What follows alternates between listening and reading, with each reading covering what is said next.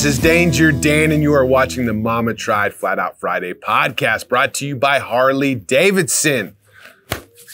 I've got a bunch of guests lined up for today. I do apologize for not doing it live like we said we would. It's just too bad. I took over, and I'm calling the shots. So I brought us down to the green room, and I got a bunch of great guests. Each one of these guests is going to get a Bell helmet. All right, now you can tell us about that invitation. You want to invite us where?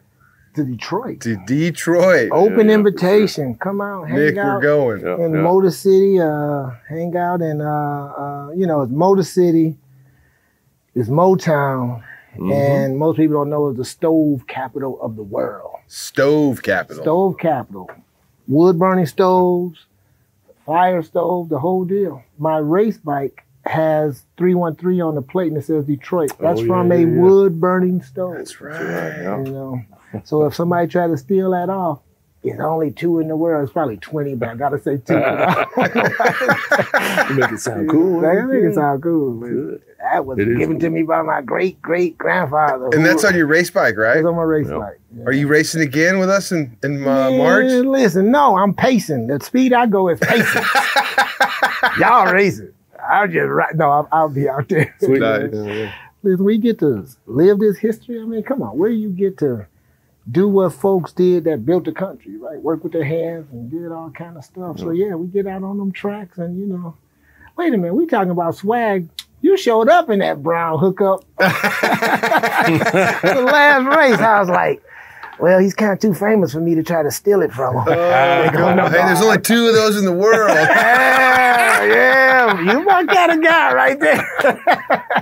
Only 2. Yeah, there's only 1 of these fucking suits. Oh, yeah. That's killing the game. I got to Kathmandu, right? And I did this last time. Motorcycle Sherpa, it's like a 2-week trip. Right. Starting Kathmandu, ending Kathmandu. Wow. And the first time I went, me, Pat, and Gary, just wandering the streets. One of us like, well, why don't we have some suits made? It can't be that much money. We go in there, we pick out some weird purple color, and it was awesome. But I was like, we did not take advantage of this situation, So when I went back, I found another one of those shops, and I picked out this wild print. He was like, excuse me, sir, we use that to make like women's robes. And your point is and what? I'm like, well, can you make a suit? And he was like, yeah, absolutely.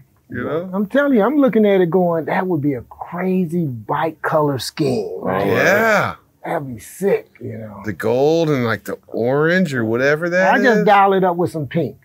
Yeah? That's my favorite color. Tell me about this pink chopper you just got, dude. What kind of pink chopper? The problem is also manifestation, right? I kept telling myself, because I didn't tell my homeboys, I'm getting me a pink bike. Pink is my favorite color. Sweet. And I was wearing pink before Biggie rapped about it. Biggie, my Detroit players with the pink gaiters. I was wearing pink before that, right? And if you could fight, you could wear pink. So I wanted a pink bike. Friend of mine, Jenny Bass, had this pink bike, and I sat on it in Daytona, and people were looking. I didn't care, My kids like, he's the coolest. I'm only saying that for you because they don't think I'm the coolest. So I go out and hanging out with a cat in Sturgis, Cabana Dan, and staying with him, and he's a serious wrencher, one of the baddest builders out there that a lot of folks don't know about. So I'm staying at his house, and I'm talking to him, and I look over his shoulder, there's this pink chopper.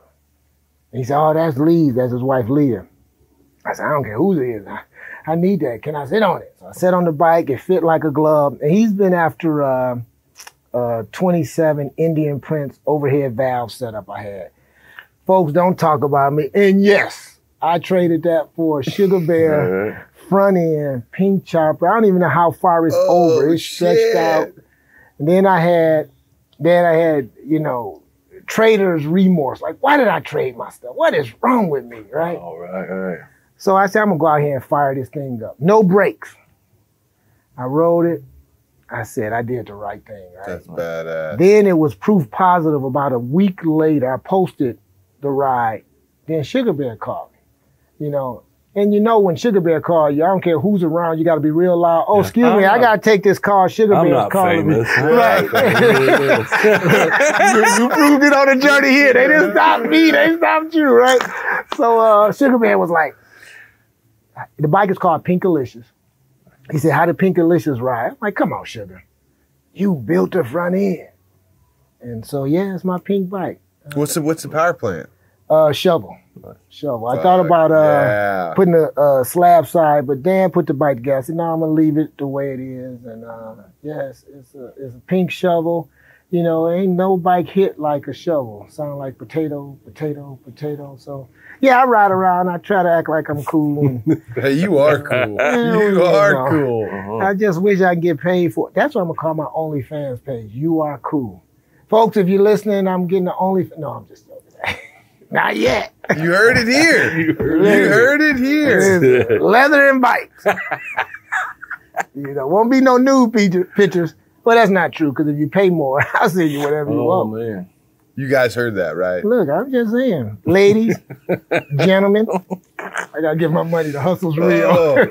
So that just made me remember that they're doing a big twin class this year at Sons of Speed. Yeah. Mm-hmm. So is shovel, like, I don't remember the rules now. I should probably pull it up. He's trying to race his chopper in the Sons of Speed. Listen, that's what's going on. I'm not racing the chopper. After I see how Danger race, there ain't too many people can race a chopper. I'll be all embarrassed. Side saddle. Yeah, I'll be the rodeo clown. I'll be on the fucking trip, man. Oh, yeah. Yeah, you know, you do what you do, man. Rare form. Listen, and yeah, so the big twins, I want to say they're going to stop at Pan, but I'm not sure. Yeah. I got to power somebody's 46 knuckle a few weeks ago out in California. We went out, male racer gentleman was setting up, and I'm at the place now. I said, I got to stop racing this flathead and move to a big twin. Really? Well, I mean, if the track is straight, I don't know if I got the skills. You know, I don't know how you were when you first got to New Smyrna. When I came in the track, you know, they open the gate if the track's not hot and you drive into the pit. And I pitched up and then come down. And I said to myself, what are you doing here? And I wouldn't run any hot laps for a couple hours. I was shook. No kidding. And then I'm not the best at math. And when you race, you know, bank tracks, you need to know a little something about geometry. Mm-hmm. What corner pulls you into what? And I had fixation sensation, couldn't stop looking at that wall. And I said, this is for the birds. But no, I love it. You know, we're living history. As I say in my exhibit upstairs, we get to ride in the tracks of history. You know, I mean, think of how many people have been doing this, and we're doing it, you know. We're doing it. And then I'm going to tell my grandkids, they say, Pops, why do you race a chopper? There's a legend named Danger Dan. I'm going to be your press man. Nice. I'm going to be your press man. Did you ride the track on your bike? No. You didn't do that? Didn't we talk about doing that? We did. Why didn't we do that? We're going this time. Yeah. Do it. Do it. Yeah, I was hesitant as well. Yeah. Not necessarily for the banks or anything, but that bike ain't got fucking brakes on it. You know, like it took me a minute to wrap my head around opening that thing up and not being able to shut it down, you know? Like, hey, Billy Lane, this is my confession. The first year when they talked about unhooking your brakes, I'm like, nah, they trying to take me out the game. I'm keeping my brakes on. So now the problem with brakes, you know, on those bank track, you hit that brake the wrong way, you high side, it lock up. And it is. Is that the idea behind? Yeah, because you really run out and you kill the motor and you fire it back up. And you don't do that so much with the flats, but with the 61 class. They're killing the motor? Yeah, they're killing the motor, man. To break it going into Now, they may not do it because those folks who are coming out, they're so seasoned. I mean, when you talk about Mike Lang and fast, Brittany Olsen and Jody Perry, I mean, they're getting it. And I'm like, so when you go too fast with my camera to take a picture, you know you're flying, right? But that first time with no brakes, it was like, wow. But what it does, it requires you to increase your skill set. That's exactly what it does. And, you know, somebody asked me last night, are you racing? Yeah. How does it feel to win? I win every time I get there. I win new friends. I win excitement. However, I haven't won a checker flag yet. Yeah. But the only person I'm competing with is myself. I'm trying to see, can I get better every time, you know, every time. And so, I love being out there. Love it. That's what I was telling somebody Jake, we were racing the brakeless, the flatheads out there. And it's like you just find out how fast you can take that turn because you can't slow down. You'll find out you can turn a lot faster than you thought you could because that's going to be the only option. That's the only option. Well, there's another option, but you don't want that option, right? It's true. Yeah, it's called wall gliding, right? And first time I went out with a hot track, I got too comfortable. By the time I came around the third time, I came out of I came from turn 1 to turn 2 low. It pushed me up to turn 3, and that's when I kept looking at the wall, which that's a death sentence. Look where you want to go. Yeah, look where you want to go. So what I did, I went back to basics. I put my chin on my left shoulder, slightly opened my left palm and pushed in, swung around so fast, pulled into the pits, went and changed my underwear. No, I didn't do that. That's how I tell the grandkids though. But I sat there and said, this ain't for me. But what you do, you just get better. Because you're right, you only got a couple options, you know. Yeah, it's pretty awesome. I wouldn't change it, you know. Yeah. So the Sons of Speed, was that the first one you done like that with brakeless, in the brakeless class? Yes. Yeah. Yes. Okay. You know, and I saw Billy in Jersey. He said, oh man, I've seen you around. Why don't you come race at Sons of Speed? I was geeked. Like, yeah, I played it. Yeah, I'll do that. And I went to YouTube and was like, well, I ain't doing that. I ain't doing that. Oh. So I was like, I kept hesitating, and the time ran out. And Aaron called. She said, Randy, we got your stuff. We don't see you here. Oh, I'll make it next time. So then I saw Billy again. Man, I missed you. You gonna come out? I said, yeah.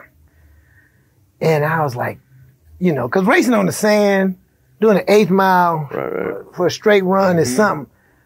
But racing on a bank track, man, and then I finally went out and I don't drink, I don't do no drugs, but this is my LSD. It's like, man, I'm hooked. I'm hooked. And you know the problem with drugs, you keep looking for the next high. And I'm like, man, you know. So I'm not in recovery. Did you do the one in Tennessee? Oh, yes. Is that one on dirt?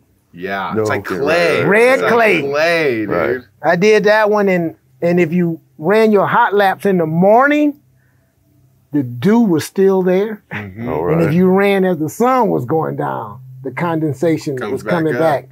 And that back end was getting squirrely. Wow. And so I'm like, yeah, everybody keeps saying you go slow. No, they say you need a faster bike. Bruh, it's not the bike. Yeah. You know, people don't understand. This is how you get hurt. You think you're riding your bike. You don't supposed to ride your bike. You ride your talent. Right. You know? Nice. And I grew up in Detroit. You know, the concrete jungle. We ain't had no dirt trails. You know. Mm-hmm. And Mom Duke wasn't taking us to no, you know, to race no dirt bikes. I was riding 10 speeds. So that was it. So on that red clay, I'm like, pedal power.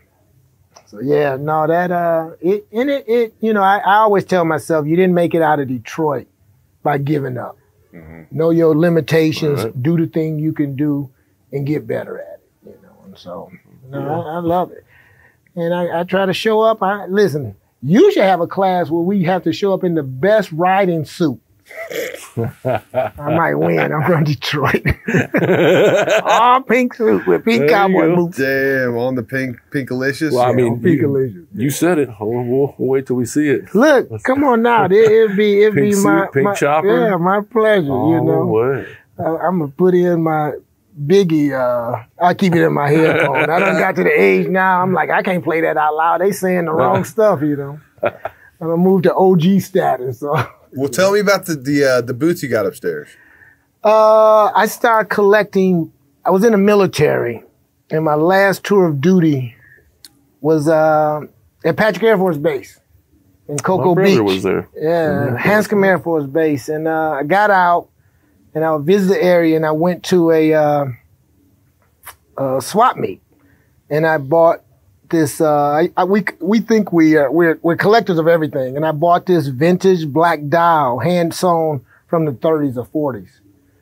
So I started collecting Black Americana 30 years ago. Right. You know, I got 2,000 artifacts. Damn. And about 5 years ago. Not motorcycles. Not motorcycles, just anything from antebellum right to today. You could call me and say, Detroit, I want to do something on antebellum. So I'll bring all my artifacts during the slave period. You can say bring something on civil rights, bring something on music.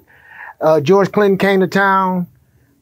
He signed a microphone for me. Wow. I got a pair of Kanye West, penny loafers. We're going to Detroit. Come on, Detroit now. Yeah. Just make sure I'm there. So if my microphone missing, know y'all got it. So the collection is huge. But 5 years ago, I started finding out about this history of these black riders that no one knew about, these racers, right? Mm-hmm.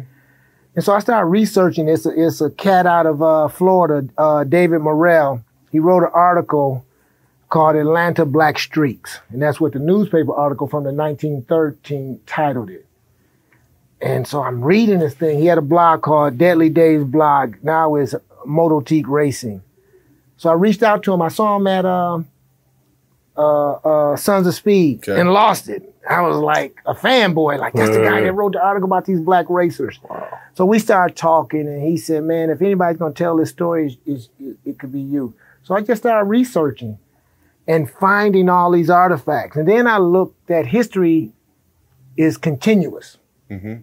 So I started looking at all this unknown history about black riders. Right. So I have stuff upstairs, a newspaper articles from 1913 talking about the racers. I have a picture of a rad picture of the board track. Yeah, I got a picture of Hal Ware. He was known as Demon Wade because board track racers were called speed demons. Yeah. I got a picture of William Johnson and a signed check. He had the first Harley dealership.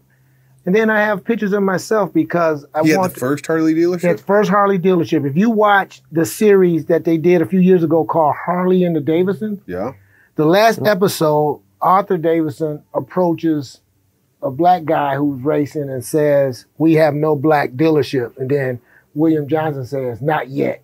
Now, we don't know if that's true, that interchange, but because of his racing prowess and his mechanical prowess, they gave him a dealership in Somers, New York.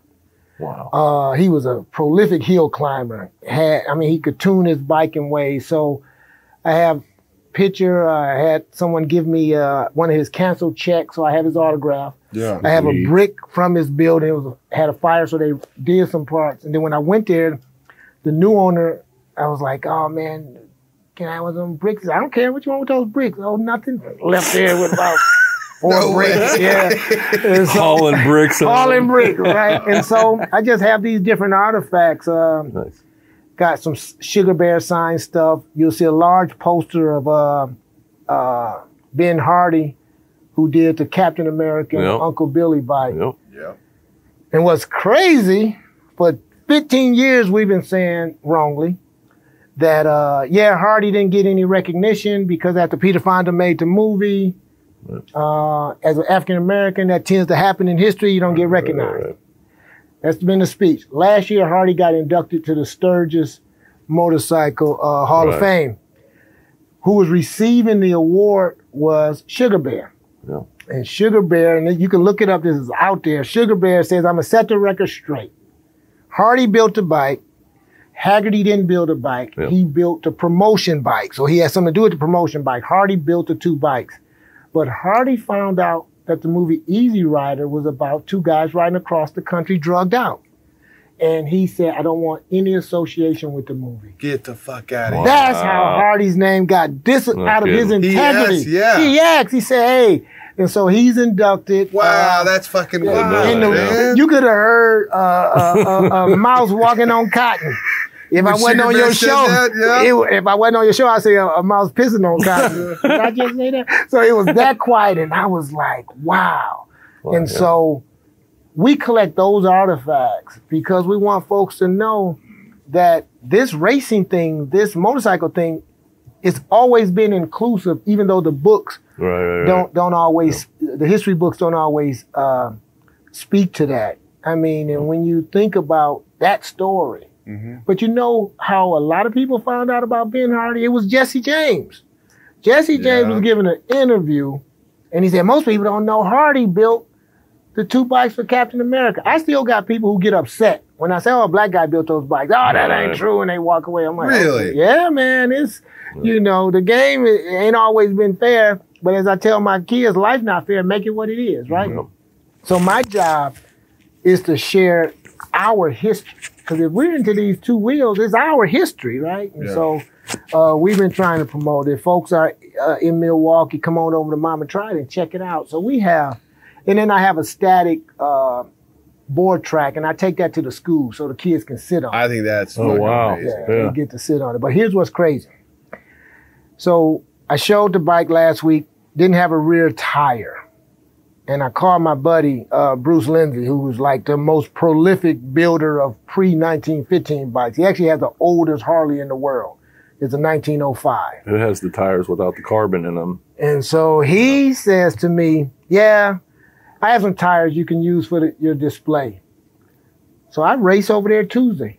And these white tires, because I need matching tires. He said, yeah, when I picked these up from the Steve McQueen estate, I'm like, what? What? See, what? So, what? I'm not. Listen, I'm famous, but I ain't Nick famous. They stopped you. I still owe $60.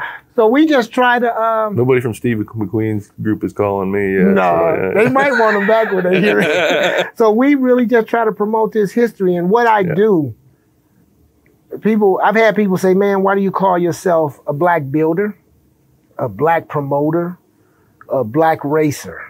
And this is what I tell them.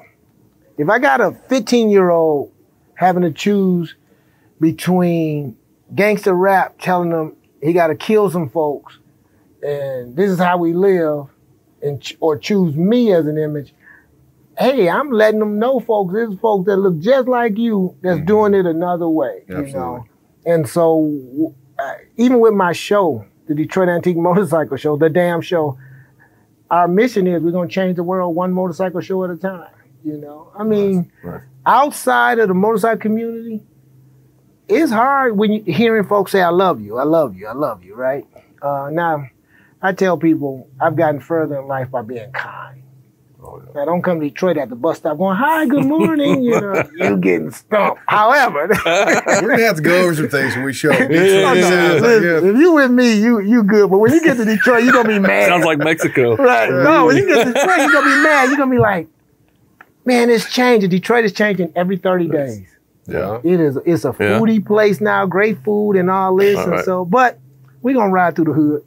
Okay. You know, y'all make me look good, especially if y'all geared up right. Well, you know, one thing that introduced me to the black history of motorcycles was a book called I think it's the American Chopper, the history of the American Chopper. Are you familiar with this one? Yeah, absolutely. What's that author's name? Not familiar with the author. The other book I'm familiar with, Soul on Bikes. Is, I've got that. I read that one. That's a good bike. Yeah, but the American Chopper, yes. Because he has that section in there where he was talking about a lot of the things were getting done by the black community in California. But one thing that kind of like... Great history. A lot of people don't know. That chopper scene was huge in the black community. And he said there's more to it, but I don't feel like I'm the one to tell it. And I was like, you know... somebody's got to tell it. You know, if you've got it, put it out there, man. Like I was bummed that he just stopped there. I'm like, surely, I mean, you're not going to take offense just because he's not black if he's telling the history. Here's the problem, especially now that we live in this cancel culture. And yes, I despise the cancel culture, and that's because I'm a Christian.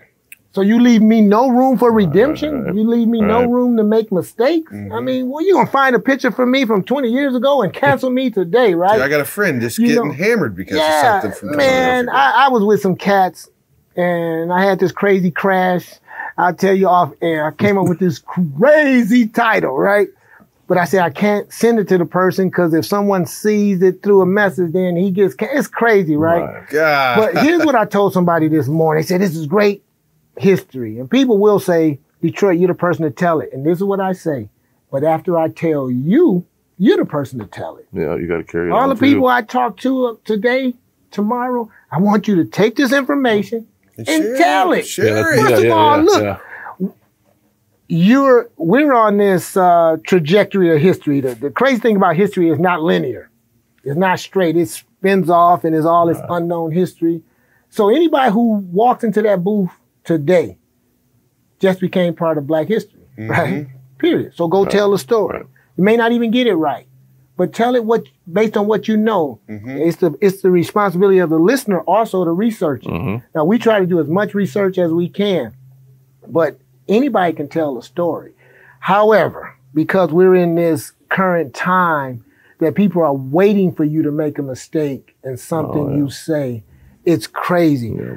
Some of the articles I can't take to school because some of the language is so offensive. And I served from preschool to 90 years of age. Some of the articles up there, if you take a picture of it, you'll see some of the articles is heavy, right?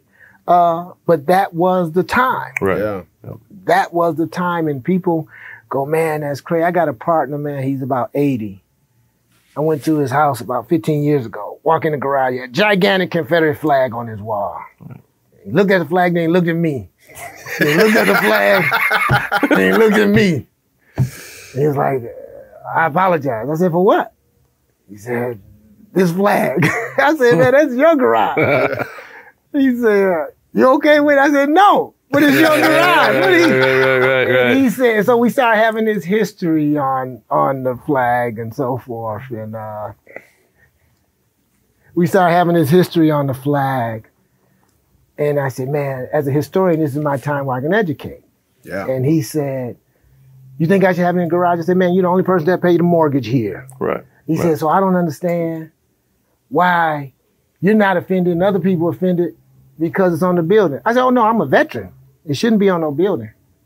Right. He said, what? I said, no, not as a black guy. I don't think it should be on the building as a black guy, but as a veteran. And this is a test I gave him. I said, give me one country in the world where the losing side gets to fly their flag. Mm-hmm. He said, dang. No kidding. Never thought of it like that, right? No.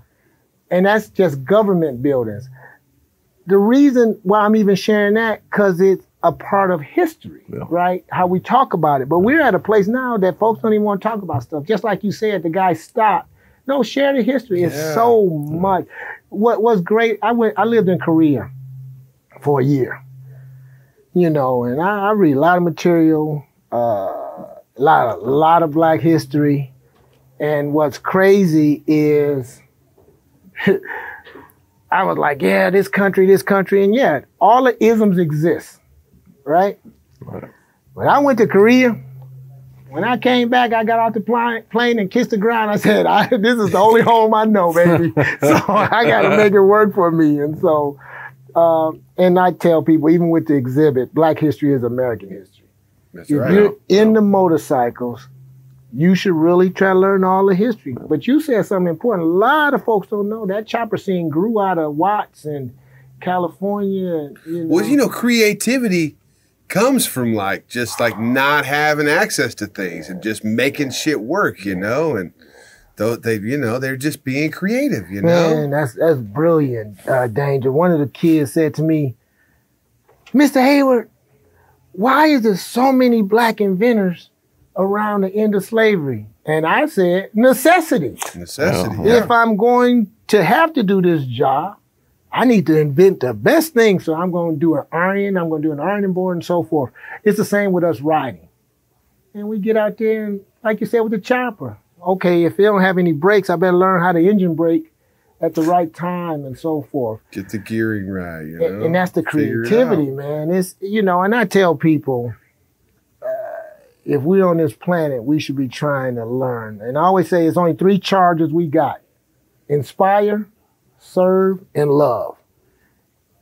Everything else will work itself out. Everything. And the OnlyFans page, because I need money. That's a wrap.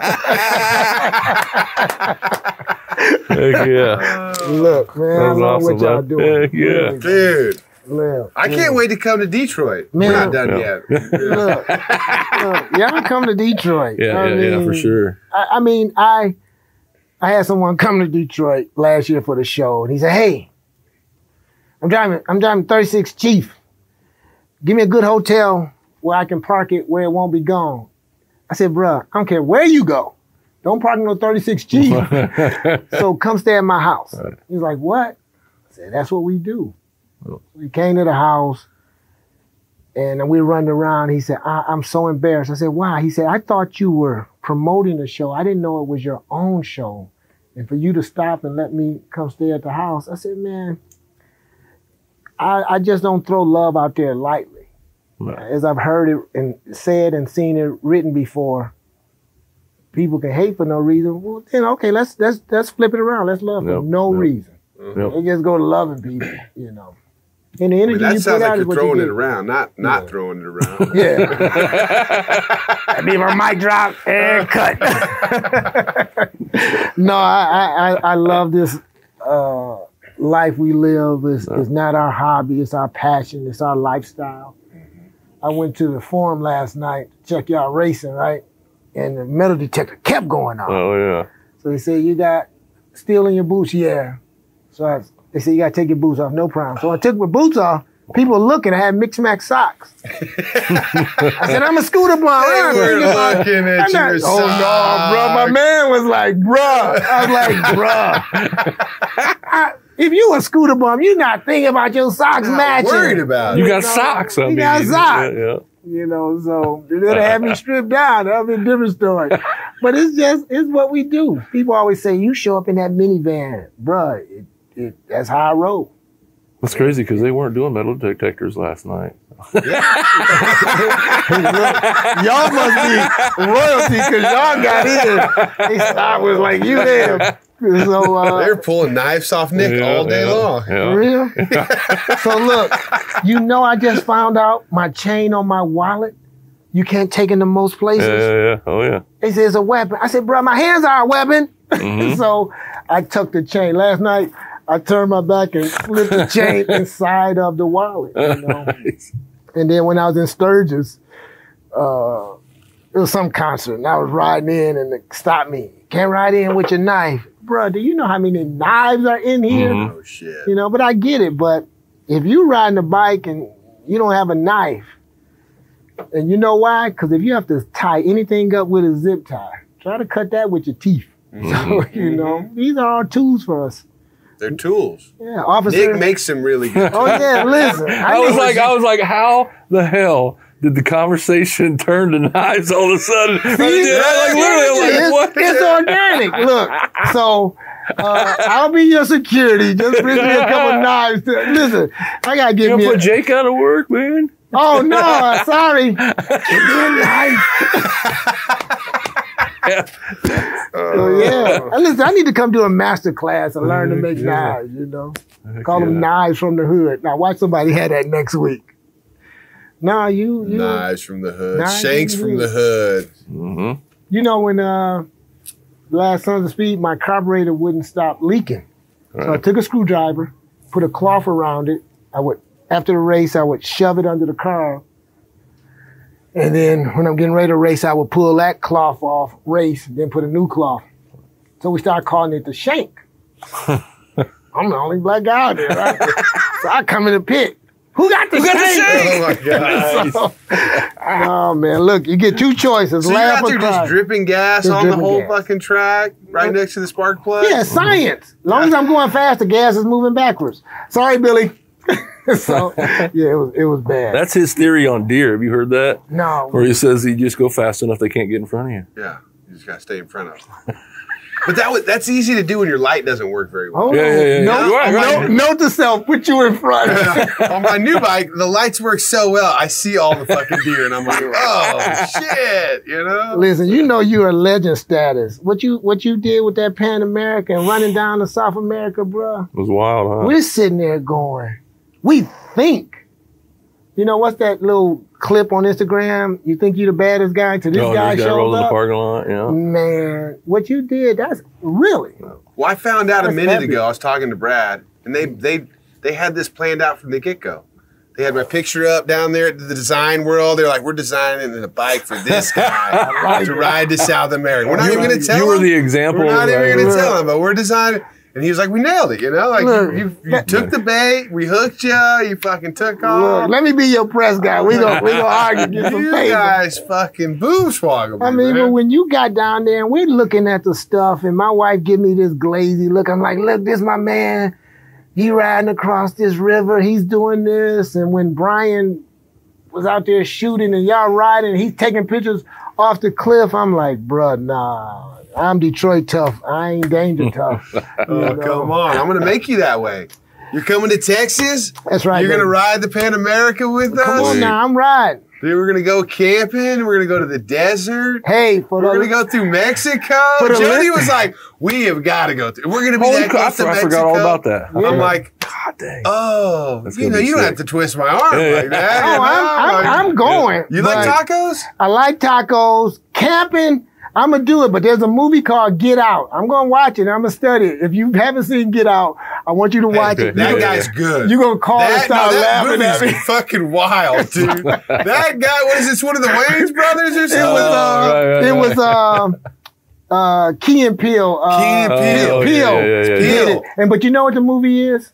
It is a modern adaptation of Invasion of the Body Snatchers. Okay. I don't know That's that what movie. it is. It's from the 50s. Then Yeah, they did yeah. one recently, and what they did, they would these Recently zombies in the 70s. would I mean, I watched a copy on, Right, on Turner right, Broadcasting, right. and so they would invade somebody's body, and so that's what that movie was about. But it had a race tinge to it. You Yeah. know? It was deep.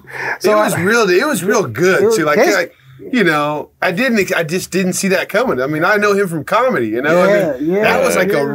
it had a great message. It was like not even a message. It was more just like a play on everything. No, that's you going hit on. it. Colleges are using that movie in courses. No. Really? They're using Get Out to look at all these different layers of that intertwine how we operate in society. Well, it's like it shows how much the energy travels through different passages. You know, like different avenues where that energy that when you put it out there, it keeps going. Listen, You know? don't get me started talking were about talking about that manifestation and upstairs. energy. You know what's the thing? They Already. split the particle and they now call it the God particle. So they split this particle. Right.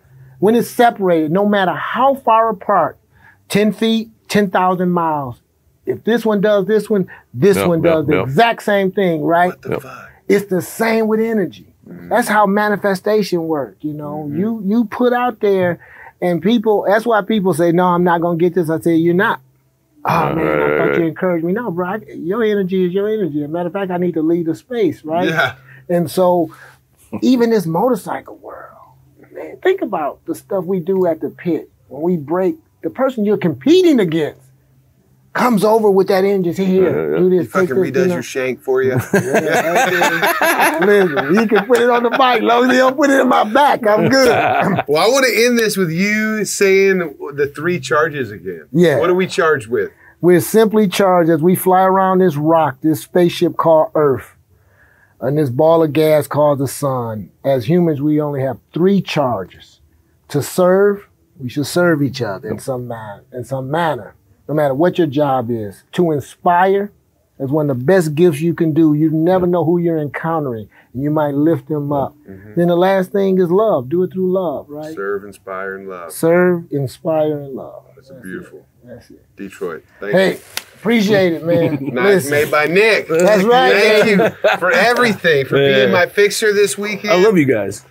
Man, I love you, man. I really appreciate Yeah. it. You What both put out, what inspire put out. me as well. Thank you. And you're serving a great purpose right now, man. Thank We're entertaining nobody at this point except for these 2 guys. But Who are hopefully you we? viewers at home will get this at some point. Look, we try to entertain, and if not, OnlyFans, leather and motorcycles. Cut.